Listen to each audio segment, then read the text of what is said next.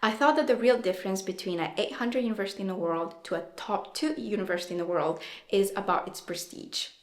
I was wrong. The real gap, it isn't what they teach you, but how they teach you to think. And in today's video, I'm breaking down the invisible frameworks that separates elite education to everything else. I'm Cindy, and in the last 10 years of my life, I studied in 5 different countries across 3 different languages and in every educational system you can imagine. From an 800 university in the world to a top 2 university in the world at Imperial College. I've experienced the full spectrum all the way from public education to private education to studying online versus studying on campus and to study on a lower ranked university to a top global ranked university. Now, as someone working at Adidas, I've created this channel to help you navigate your education journey and strive at the early stages of your corporate life. My main goal is that you don't make the same mistakes that I made. Now, back to the video.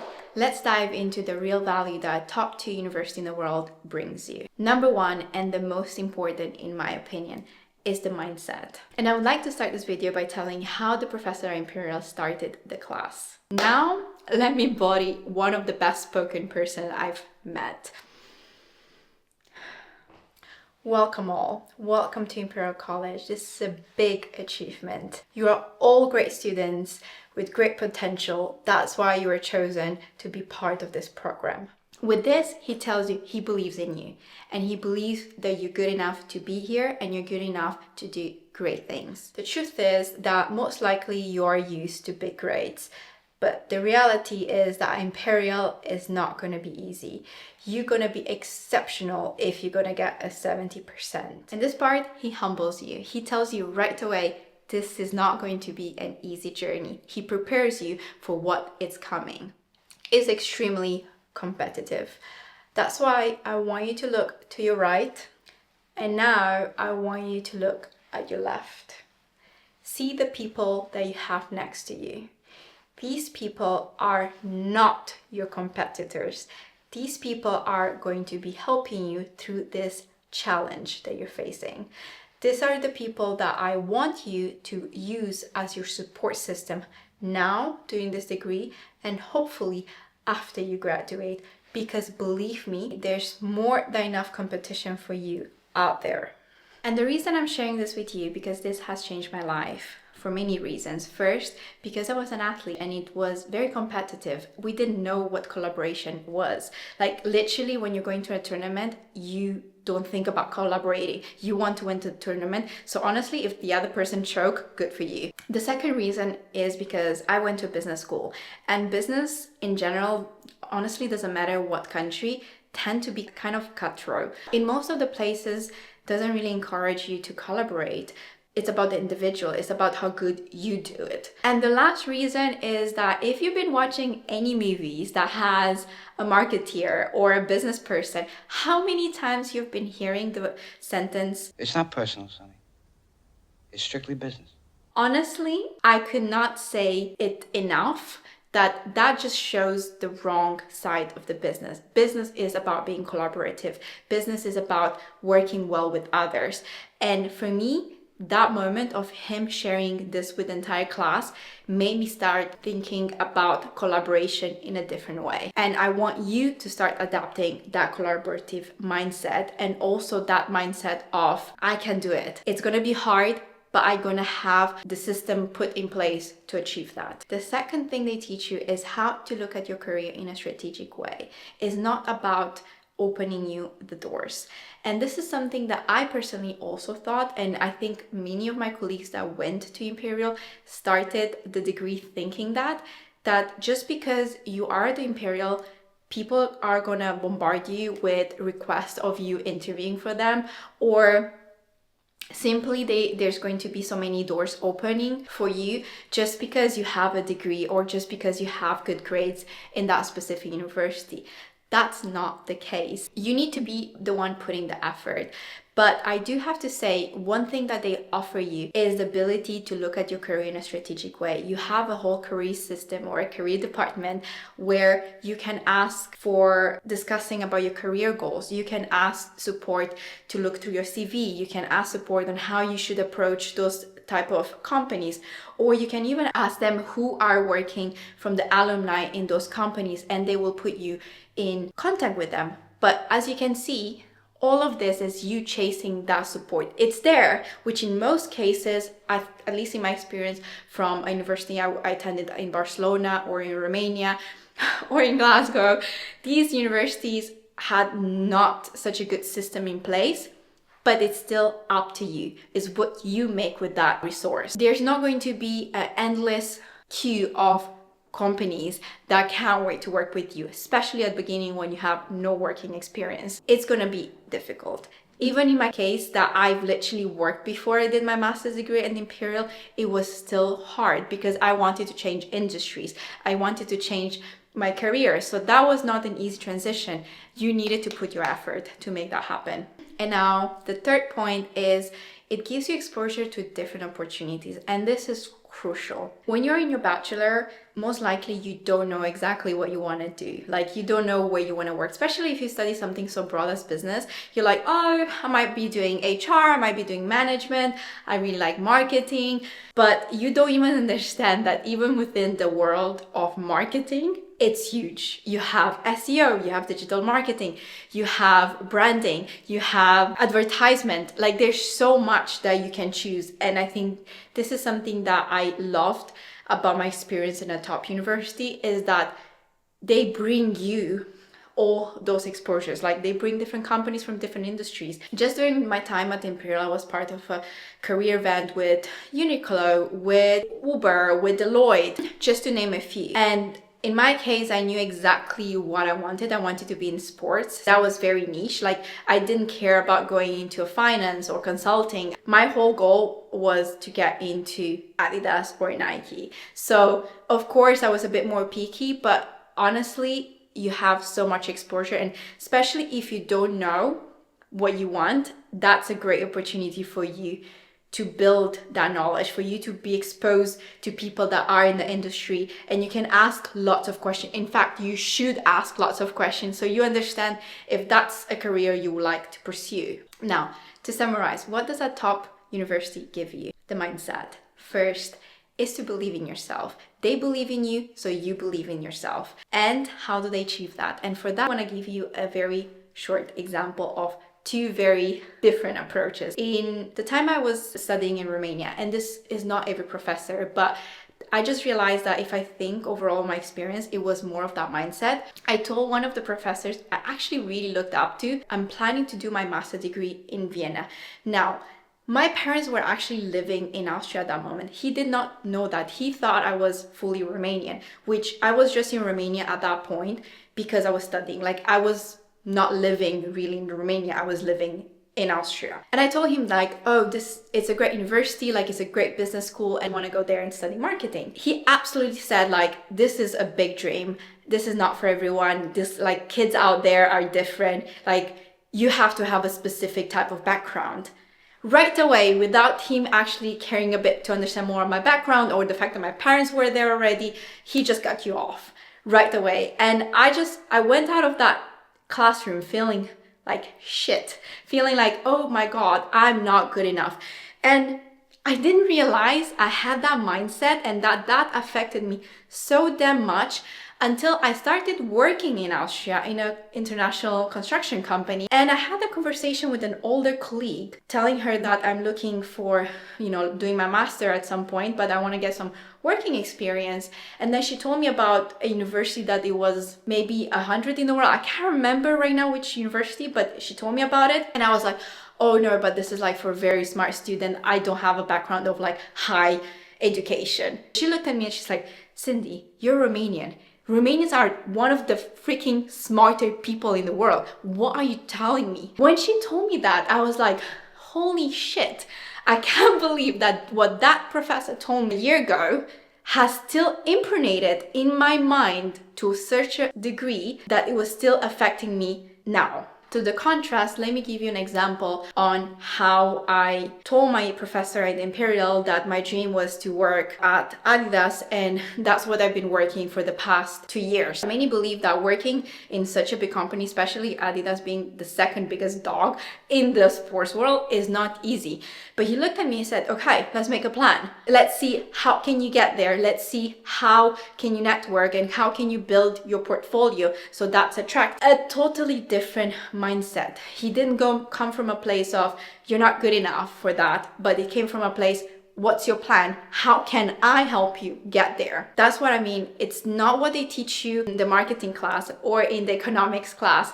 It's not what they teach you in your finance class. It's how they teach you to think about your goals and about the things that you really want. I thought that the stories were worth telling and sharing with you so you don't feel trapped in that mindset. Then the collaboration mindset. You will never get anywhere if you don't have that approach in life. You get the job you want because someone helped you. You get the promotion you want because someone else helped you.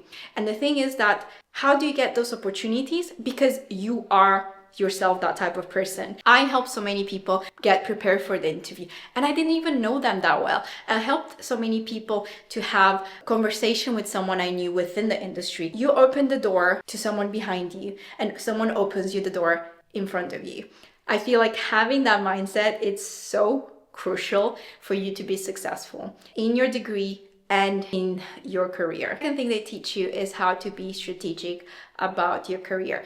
It's not a diploma, it's not going to open you the door. I'm just going to be straightforward and give it to you as it is, rather than telling you, no, it's going to open you so many doors. Like, honestly, overnight, you're just going to have so many companies knocking at your door. That's not going to be the case. You need to put the effort to network. You need to put the effort to understand the industry you want to work in.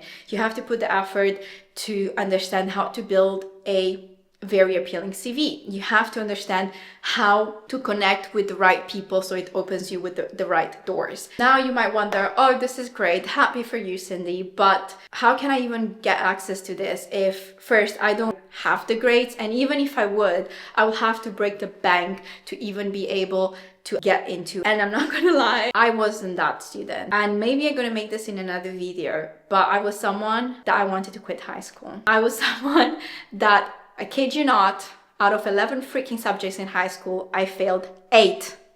That's more than half. So if someone like me that came from not prioritizing education because I wanted to be an athlete, to someone failing to get to this level, education-wise, I think that whatever story you're telling to yourself that you can't, with no offense, I think it's bullshit. Because I think that if I can't do it in the way that I did it, someone else can do it as well. Second, I also don't come from a family of privilege. My parents didn't help me with this university, not because they didn't want to, and not because I think many friends of mine actually think that because I'm very proud and I don't want to ask my parents for money. That's not the case. And I needed to figure out myself around on how I could provide for myself. I negotiated with Imperial on how I can pay things later because I generally couldn't afford. You know how they say if there's a will, there's a way? That's why I want to encourage you to do things differently. Now, I'm not telling you that for you to succeed, you need to go to this university. I'm telling you that that's what you want in life. If that's what you really want to achieve, you can do it. But I do want to give you a clear frameworks and clear advice on how you can get all of this that you would pay lots of money to get in a way that's free, in a way that requires just you putting the effort rather than you putting your effort and also a heavy financial sacrifice. Let me share with you techniques and frameworks that only a 0.1% of people get. Which, by the way, this is the percentage of people that have done a top 10 university over their lifetime, which is significantly lower. Like, I generally thought that it's at least 10%. For more reason, I'm so excited to do this video so I can give you those frameworks so you can utilize it without breaking your bank account like I did. First, let's think, how can we build self-belief? Because otherwise you're not going to go for the degree that you really want because you think that you're not going to get in. You're not going to get for that dream job because you think you're not good enough. So starting with the self-belief is key for you to succeed in your education and to succeed later in your career. The framework I use to create self-belief is by doing things. Think about what's the one thing you're good at. For this example, let's say that it's football. I use sports because it's something that I'm very familiar and I think it's very easy to give examples. How do you know that you're good in football? Most probably because someone told you, your coach, your parent, or maybe it's because you helped your team win the game. That gives you the confidence that you're good because you put yourself out there. But think about when you started. How did you get to a point of feeling confident in that ability? Is by showing up. You got the courage to go get yourself into a team. You got the courage to show up every practice. That's why my advice to you is to take small steps to do new things, to put yourself in those positions of learning a new thing. Because the more of those wins you collect, small wins you collect, the more you're gonna start believing in yourself and the more your insecurities are gonna decrease. Now, the second advice on how to obtain that core value that they teach you at the top university is how to better collaborate. And I'm sure that many people have struggled with this, especially if you were raised in an environment where they normally tell you, oh, if you share your idea, someone is gonna steal it, or you're gonna start doing things for people are just gonna get advantage of you. It's hard to have a collaborative mindset, but I think that it's so crucial for your success doing your bachelor, doing your master, and then later doing your career. A way that you could do that is by putting yourself out there. So for example, let's say Linda here is extremely good in accounting and you suck. So you can approach Linda and say, hey, by the way, you're extremely good at this. I would love to have a class with you. And actually I have other two friends that are struggling a bit with accounting. Would you mind giving us a class? And in return, you can say, if you need some notes, I'm more than happy to help you with that. That is not just being nice. It's more of like, hey, this is my value. I potentially can give it to you if one day you need it. Now, the third point is how can you expose yourself to more opportunities? I'm not gonna lie, this is not an easy one, especially if your university doesn't have a career department. If it's not bringing you a lot of companies that comes and give speeches to university, if it's not bringing you the opportunities to like do internships. I didn't have that many opportunities before Imperial, and not because my universities were bad or anything like that. It was just a lack of thought that their job is not done because they teach you math or they teach you macroeconomics. Their job is to get you a job. But regardless, even though those opportunities are not coming flying at you, how can you do that? The number one option that you have is to go to your student office and ask for all the speeches, all the companies that are gonna come to your university that year. And you take that list and you put it on your Outlook or your email or any way that you have to remind yourself of things. Because the truth is, you're gonna forget that that's happening, you're having fun with your friends, maybe you're getting a bit wasted and you're gonna forget. And because that's the reality of a student life as well, that many people say, you're going to have to be so serious. What we are trying to do is to make sure to optimize on those opportunities. Another important thing for you to do that most of students don't do is whenever the university brings that company, make sure you go and present yourself, say what you liked about their speech, and then make sure you connect with them on LinkedIn. And after you connect with them on LinkedIn, say, hey, by the way, would you like to also do a catch up? I would like to understand more about that company or your role, because I saw that you also did this and this and that. That will put you, I kid you not, in the 1% of students. The second thing that you can do is to check for career fairs in your cities. Make sure you make a list of all those type of careers and understand what's their focus, because some career fairs focus more on tourism, some focus more on finance, some focus more on consulting. And why is that important? Because you have to understand first, what do you want? If your goal is to really understand what you want to work in, go to all of them. It's so important to have exposure and talk with people from that industry and understand what are the things that they do on a daily basis and what are the things that they're doing to build that career. On the other hand, if you already know what you want to do, attend those type of events and make sure you network. And the way you do that is now very different, because you're not there to explore what potentially you want to do.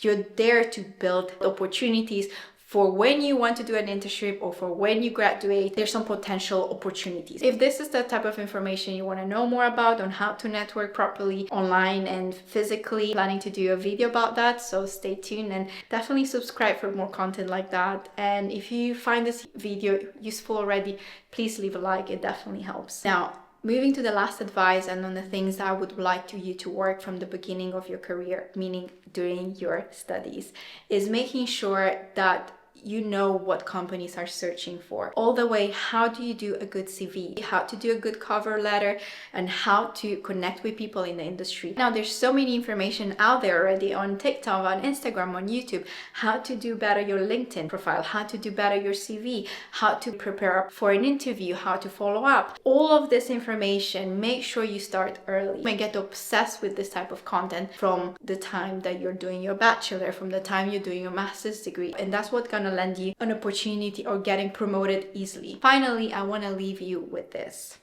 You do not need a degree or a diploma from a top university. You do not need all those connections. What you need is to be curious, is to be persistent and perseverant. And if you put this all together, I'm pretty sure you're going to have an amazing experience during your education and be extremely prepared for the corporate life. Thank you so much for watching this and also for being with me during this video. I would love to hear in the comments what was the best advice for you. Like, what was the one advice that you couldn't wait to put into practice and that really changed something in you. All right, looking forward to see you in the next one.